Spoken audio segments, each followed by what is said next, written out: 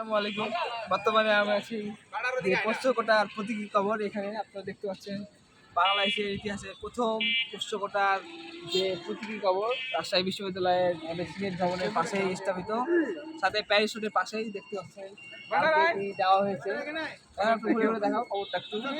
আর যারা মানে বাংলাদেশে বৈষম্যমূলক আচরণ তৈরি করতে চায় তাদের প্রতি একটা প্রতিবাদ স্বরূপ আমাদের এই পোষ্যকোটা যে প্রতীকী কবর সেটা দেওয়া হয়েছে। আপনারা দেখতে পাচ্ছেন রাজশাহী বিশ্ববিদ্যালয়ের যে আমাদের মানে সচেতন যে স্টুডেন্ট আছে তাদের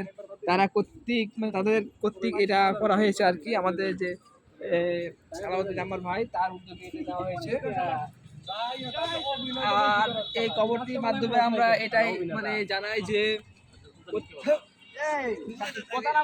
প্রত্যেকটি মানে বৈষম্যের বিরুদ্ধে রাজশাহী বিশ্ববিদ্যালয় সোচ্চার ছিল এবং সোচ্চার থাকবে।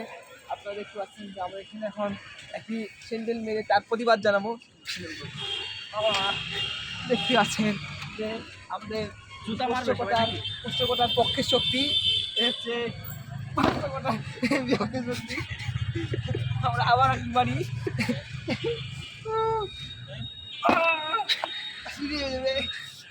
আমরা স্যান্ডেল মারার মাধ্যমে আমরা মানে এই যে পোষ্যকোটার পক্ষে যে শক্তি সেটার প্রতিবাদ জানালাম আমরা।